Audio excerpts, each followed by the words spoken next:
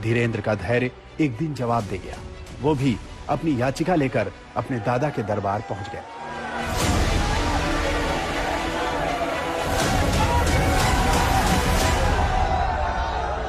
हमारे पिताजी कुछ करते नहीं थे।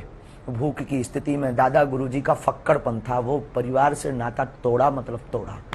तो उन्हें मतलब नहीं आप जी रहे कि मर रहे। उनके पास तो अगर याचक अर्जी करता बन के जाओगे तो वो अर्जी उठा के बालाजी के पास रख देंगे। ये नहीं कि ये हमारा सगा नाती है, ये हमारा सगा पुत्र, तो इस पर ज्यादा कृपा हो जाए।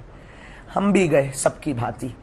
हमने भी अपनी विपदा कही कि 3 दिन हो गए हैं, कुछ खाने तक को नहीं है घर में। रहने का 16x12 का कच्चा मकान, वो भी बरसात में खाट के पलंग के नीचे सोना पड़ता है, बारिश की बूंदें गिरती हैं। कब तक ऐसी जिंदगी जिएंगे? कुछ नहीं तो एक ऐसा कुछ कह दो, कर दो, भोजन ही चलने लगे। जिंदगी में कुछ नहीं तो पिताजी कुछ करने लगे, ऐसा कुछ कर दो। गुरु ने बस बाहें पकड़ी। अवस्था 10-11 वर्ष की थी। और बाहें पकड़ करके बोले तू मुझसे मत जुड़, और सीधा बागेश्वर बालाजी से जोड़ दिया। 2010 में दादा का निधन हो गया तो अचानक बाल धीरेन्द्र की दुनिया ही उजड़ गई। लेकिन गुरु तब तक अपना काम कर चुका था। सन्यासी बाबा ने लीला की, स्वप्न में आभास होने लगा। फिर कोई व्यक्ति आता था दिन में, या हम कहीं सत्यनारायण की कथा वांचने जाते थे, जैसे आप आए, शरद जी आए, या कोई व्यक्ति आया, तो हमें लगता था कि वो जब परिचित नहीं थे तो वो आते ही अपना ये नाम बताएगा। ऐसा मन में भाव प्रकट हो जाता था। ये आते ही हमसे 2 बातें बोलेगा, लेकिन झिझक के कारण हम बोल नहीं पाते थे। और वो जब उससे पूछते थे अच्छा आपका नाम क्या है, हमारा हो ये तो पहले पता लग गया था हमें।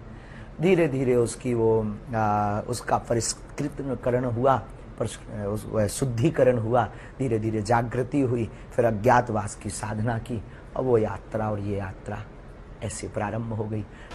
1 साल अज्ञातवास में रहने के दौरान धीरेन्द्र शास्त्री अपनी भावी योजना का खाका तैयार कर चुके थे। वो लौटे तो बालाजी की सेवा में जुट गए।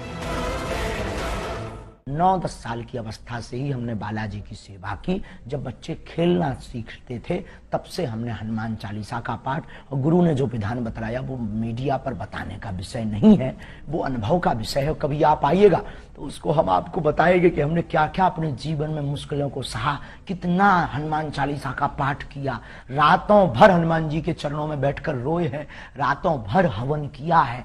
उसका ही ये परिणाम है जो आज सनातन संस्कृति का झंडा जगह जगह गाड़ा जा रहा है। धीरेन्द्र शास्त्री ने खुद को बाबा बनाने के लिए तैयार किया।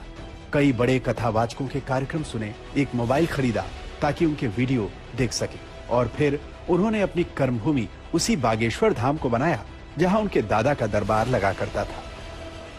धीरेन्द्र शास्त्री ने दादा के अंदाज में ही दरबार लगाना शुरू किया, पर्ची निकालना शुरू किया। क्या नाम था? रूबी देवी। अच्छा, यहाँ किसी को बताया था? चलो पढ़ो। पत्नी का राज जानने आए हैं, मृत्यु का कारण जानने आए। रूबी उर्फ गुड्डी उनका नाम था। उनकी मृत्यु तंत्र कारण से हुई है, उसमें कोई संदेह नहीं है। माइक से बोलिए, यही पर्चा बोल रहा? जी। यही पूछने आए? शरीर नीला पड़ गया था इनका?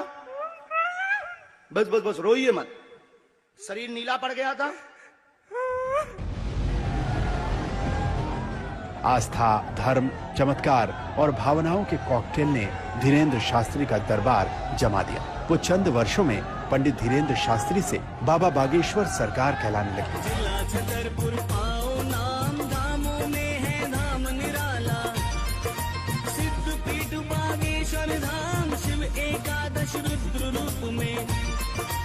हमें बहुत चाहत तू, वो आज भी चाहत, आज दौड़ के पाँव पर हमारे, अबे भी आए तो पर के पाँव पर है हमारे।